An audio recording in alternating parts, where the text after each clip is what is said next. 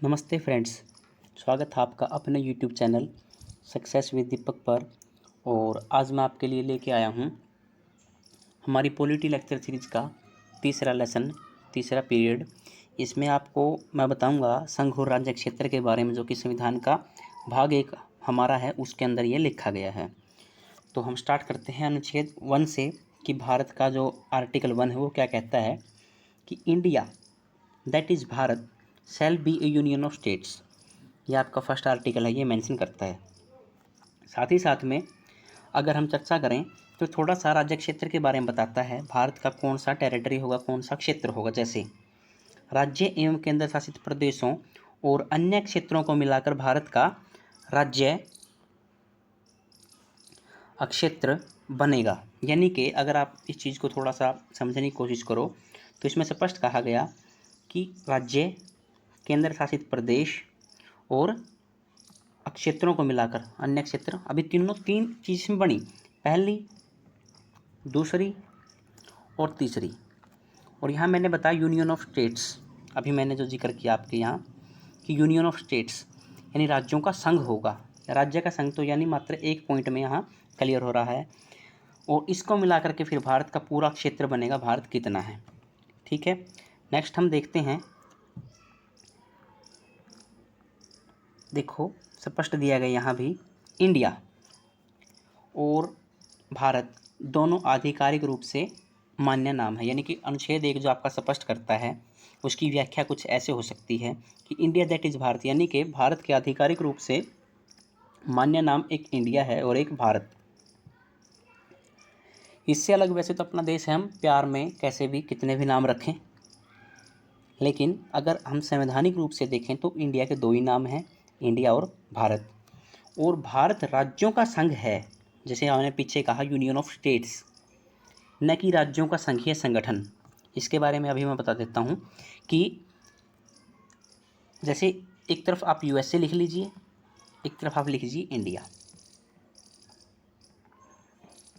अगर मैं सही लिख पाया होगा तो आपको समझ आएगा शायद। देखो, इंडिया क्या है, राज्यों का संघ है। यानी इंडिया पहले खुद इकाई है, इसने अपने प्रशासनिक सुविधा के लिए राज्य बांटे हैं। लेकिन अगर राज्यों का संघीय संगठन यानी कि पहले आप अलग अलग इकाइयाँ हो, जैसे यूएसए है, अलग अलग इकाइयाँ हैं, सबने मिल करके अपनी सुरक्षा की दृष्टि से एक संघ बनाया। इनका जो संघ है वो भी संघ है, लेकिन वो फेडरल संघ है, फेडरलिज्म है। दूसरी ओर इंडिया क्या है, यूनियन है। एक चीज़ और है, जैसे इन्होंने समझौता किया यूएसए वालों ने कि हम सब इकट्ठा रहेंगे, तो ये समझौता तोड़ भी सकते हैं, इससे अलग जा सकते हैं। लेकिन अगर भारत के संदर्भ में आप देखो तो जैसा कि आपको देखने को स्पष्ट होगा अभी कि किसी भी राज्य को भारत से अलग होने का अधिकार नहीं है। यानी कि अगर देखो यूएसए में जो मैंने बताया कि उन्होंने समझौता किया, सब इकट्ठे हो गए, एक संघ बना लिया, लेकिन इंडिया पहले ही एक संघ के रूप में है। इसने खुद अपनी प्रशासनिक सुविधा के लिए क्या किए हैं, राज्य बनाए हैं। ठीक है, इसलिए किसी भी राज्य को भारत से अलग होने का अधिकार नहीं है। किसी भी राज्य को या किसी भी क्षेत्र को भारत से अलग होने का अधिकार हम नहीं दे रहे। आपके संविधान में ऐसा लिखा गया है या उसकी व्याख्या कुछ ऐसी ही निकल के आती है। नेक्स्ट है आपका, अभी जो मैंने चर्चा की थी भारत का राज्य क्षेत्र, भारत का जो क्षेत्र है उसमें आपके कौन कौन शामिल होंगे, मैंने थोड़ी देर पहले आपको चर्चा की थी। अभी देखते हैं क्या क्या उसके अंदर शामिल है। जैसे अभी चर्चा हुई कि भारत का राज्य क्षेत्र, भारत का क्षेत्र कितना होगा, तो हमने केवल राज्य के ऊपर पीछे मैंने अभी बताया किसी भी राज्य को अलग होने का अधिकार नहीं है। यानी कितने राज्य हमारे यहाँ, 28 को मिला करके जो आपका क्षेत्र बनेगा वो भारत का क्षेत्र है। सही है। दूसरा, केंद्र शासित प्रदेश। अब मैंने पीछे लिखा कि किसी भी राज्य को अलग होने का अधिकार नहीं है, तो वो बात केंद्र शासित प्रदेशों के लिए भी सही है कि कोई भी केंद्र शासित प्रदेश भारत से टूट करके अलग होने की बात भी नहीं कह सकता। अगर वो ऐसा कहेगा तो उसको खामियाजा भुगतना पड़ेगा। ठीक है, 2 क्षेत्र हो गए। अब कहेंगे सर तीसरा क्षेत्र, तीसरा क्षेत्र ये वही क्षेत्र है जिसके बारे में मैंने चर्चा कर भी दी है, अन्य अधिगृहित क्षेत्र। इसका मतलब क्या है, एक मिनट आप देखोगे तो आपको देखने को मिलेगा। अन्य अधिगृहित क्षेत्र का मतलब है कि, सॉरी थोड़ा सा गड़बड़ हो गया, एक मिनट। जैसे अन्य अधिगृहित क्षेत्र यानी कोई ऐसा क्षेत्र जो आपके राज्य भी नहीं है और आपके केंद्र शासित प्रदेश भी नहीं है, लेकिन अगर भारत उनको बाहर से जीत लेता है या भारत किसी क्षेत्र को बाहर से शामिल कर लेता है, तो अन्य अधिगृहीत क्षेत्र होंगे वो, यानी ग्रहण किए गए क्षेत्र, और फिर वो भारत का क्या बन जाएंगे, भाग बन जाएंगे। उनको मिला करके भी भारत क्या होगा, भारत का राज्य क्षेत्र बनेगा। यानी भारत के राज्य क्षेत्र में 3 चीज़ें हैं, पहला राज्य, दूसरा केंद्र शासित प्रदेश, तीसरा आपके अधिगृहीत क्षेत्र। अब देखो, जो अधिगृहीत क्षेत्र वाला है अनुच्छेद 2 में स्पष्ट भी कर दिया गया है। जैसे अनुच्छेद 2 आपका स्पष्ट करता है नए राज्यों का प्रवेश और स्थापना, यानी अनुच्छेद 2 है वो संसद को अधिकार देता है कि वह भारत में संघ में नए राज्यों का समावेश कर सकती है, प्रवेश कर सकती है, नए राज्यों की स्थापना कर सकती है। अब वो कैसे करेगी, अभी मैंने थोड़ी देर पहले चर्चा की थी कि संसद के पास अधिकार है, तो अभी देखते हैं कैसे है। जैसे पहला जो मैंने बताया ना, अधिगृहीत क्षेत्र, वो कैसे बनाएगी, संसद चाहे तो विदेशी राज्य को भारत में मिला सकती है। यानी जैसे 1950 में सिक्किम को सहायक राज्य के रूप में हमारे यहाँ शामिल किया गया। सहायक राज्य यानी एसोसिएट स्टेट, पूरा स्टेट नहीं बनाया कि सहायक राज्य है हमारा। दूसरा 1975 में फिर पूर्ण राज्य का दर्जा दिया गया, यानी कि नए राज्य बनाना चाहती है सरकार या कोई भी क्षेत्र बाहर से ग्रहण करना चाहती है। ग्रहण करना है तो अनुच्छेद 1 में स्पष्ट लिखा गया है या उसकी परिभाषा में कुछ ऐसा शामिल है। दूसरा आपका जो अनुच्छेद 2 है वो डील करता है कि भारत नए राज्यों का प्रवेश कर सकता है, नए राज्यों को शामिल कर सकता है और संसद के पास अधिकार है। तो जैसे एग्जाम्पल के तौर पे हमारे पास है कि विदेशी राज्यों को हमने जब मिलाया था, कौन सा राज्य था, सिक्किम, अब वो भारत का क्या है, पूर्ण राज्य है। लेकिन ये बात भी आपने ध्यान रखना है, वो अगर भारत का पूर्ण राज्य है यानी भारत के संघ का हिस्सा है, तो टूट के भारत से अलग अब नहीं हो सकता। नेक्स्ट आपका, जैसे संसद चाहे तो नया राज्य बनाकर उसे भारत संघ में हिस्सा बना सकती है, भारत संघ का हिस्सा बना सकती है। यानी कोई एक क्षेत्र, मान लीजिए आपका इंडिया ये है और आपने कैसे भी करके यहाँ से कोई एक क्षेत्र यहाँ से जीत लिया, अब ये क्षेत्र के ऊपर आपका कंट्रोल है। संसद चाहे तो इसको ऐसे ही रख ले, ये भी भारत का क्षेत्र माना जाएगा। दूसरा, अगर संसद चाहे तो इसको नया राज्य भी बना सकती है, यानी कि इसको आप स्टेट अनाउंस कर सकते हो। ये किसके पास, हमारी संसद के पास पावर है। नेक्स्ट है आपका अनुच्छेद 3 जो घोषणा करता है, इसमें स्पष्ट लिखा भी है, जैसे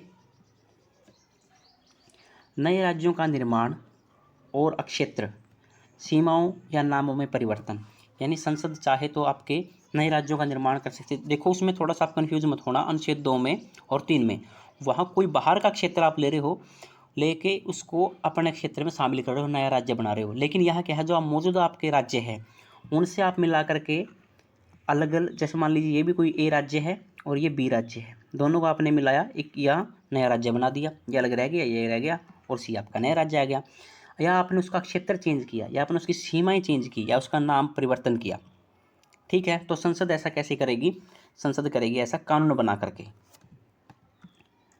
संसद कैसे करेगी, संसद बनाएगी कानून, कोई भी कानून संसद साधारण बहुमत से पारित करेगी। अब बताता हूँ मैं साधारण बहुमत क्या होता है और सिंपल मेजोरिटी, सॉरी जो आपका विशेष बहुमत है वो क्या है।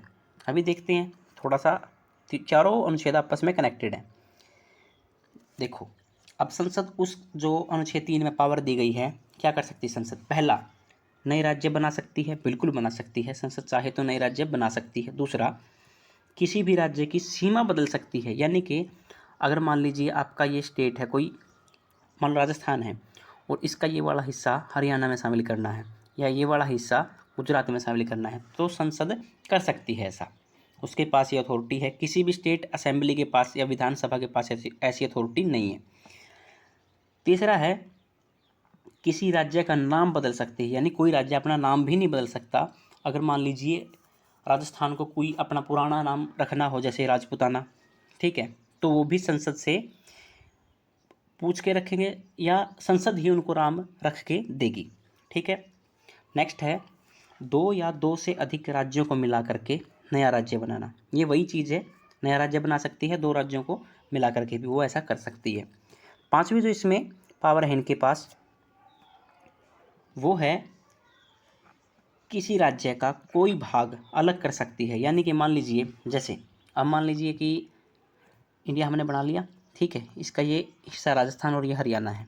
हरियाणा का कुछ क्षेत्र ऐसा चाहे कि वो यूनियन टेरिटरी में कन्वर्ट करना चाहती है, तो लेकर के उसको यूनियन टेरिटरी में कन्वर्ट कर सकती है। या फिर क्योंकि आपने अभी देखा है 2019 का मैटर, हमारे जम्मू कश्मीर जो स्टेट थे उनको यूटी में कन्वर्ट किया गया।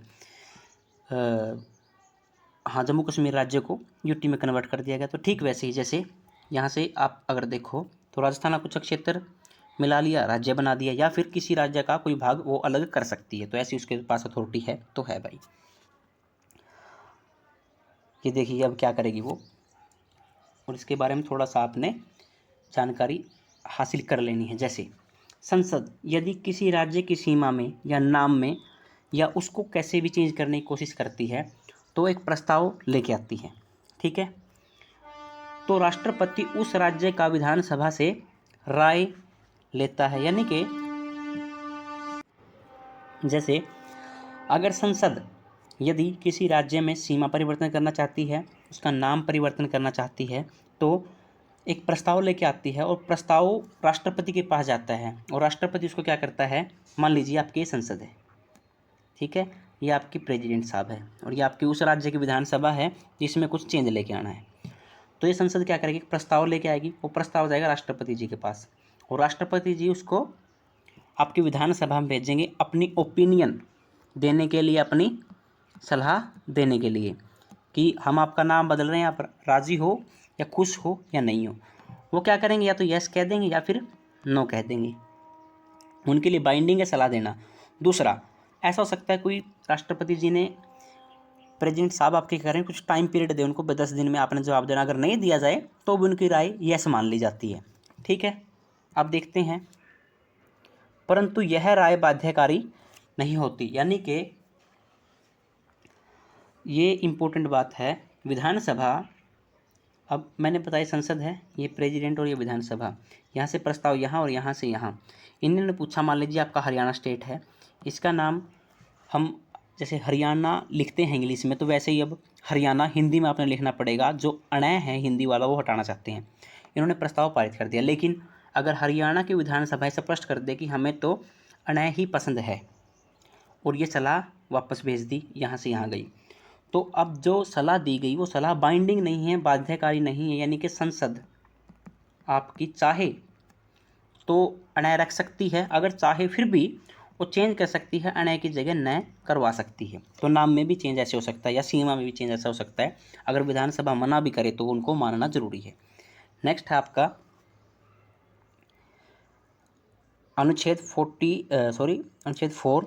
ये क्या स्पष्ट करता है, ये कुछ क्लियर करके देता है। आप क्या क्लियर करता है, देखो, अनुच्छेद 2 और 3 के अंतर्गत बनाए गए कानून को संविधान में संशोधन नहीं माना जाएगा। यानी अर्थात इसका अर्थ जो सीधा सीधा है वो ये है कि अगर आपने किसी राज्य का नाम चेंज कर दिया या किसी राज्य की सीमा चेंज कर दी, बाउंड्री, या आपने कोई नया राज्य बना दिया, ऐसा करने के लिए संसद को विशेष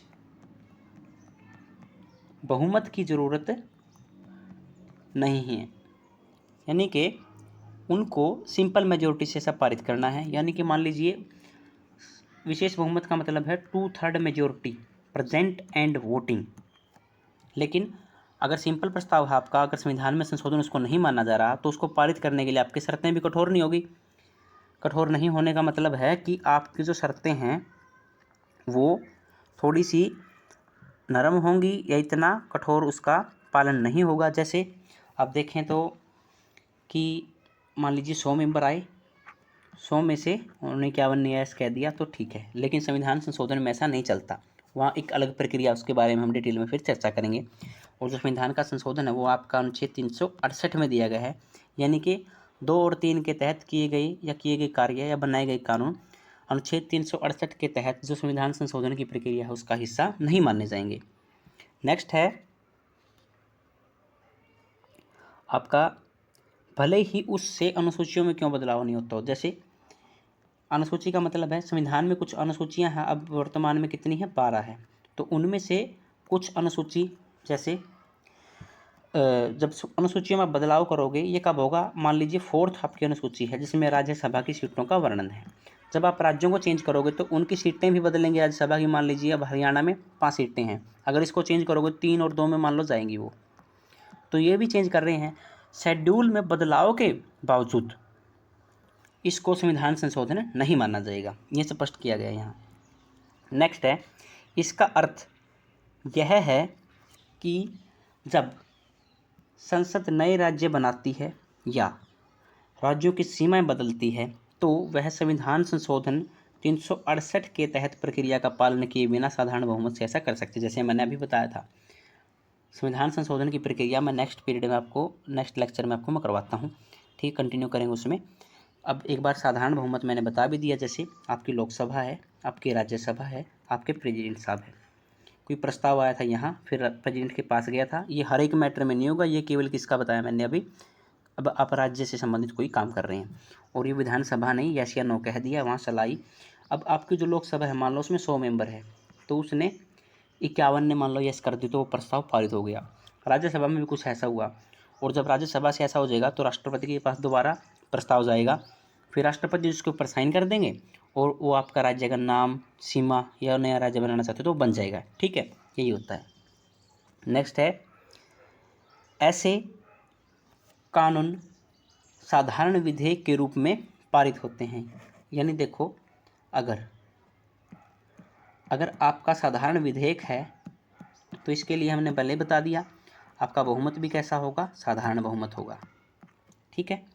अगर आपका संविधान संशोधन अधिनियम है तो आपने अनुच्छेद 368 के तहत 2/3 या 2/3 या 2/3 बहुमत चाहिएगा। यानी कि अगर मान लो कितना है आपके मेंबर है टोटल 500, साधारण बहुमत में तो मान लो 100 आए, 100 का 51 यस कर दिया तो भी पारित हो गया। लेकिन यहाँ क्या होगा, 66% 2/3 यानी 66%, 66% यानी 66 मल्टीप्लाई बाई 5, और लगभग 330 मेंबर अगर यस करेंगे, ठीक है, तब जा करके वो प्रस्ताव पारित माना जाता है। संविधान संशोधन की मैं बात कर रहा हूँ। तो उम्मीद है कि दोस्तों आपको ये पीरियड थोड़ा समझ में आया होगा।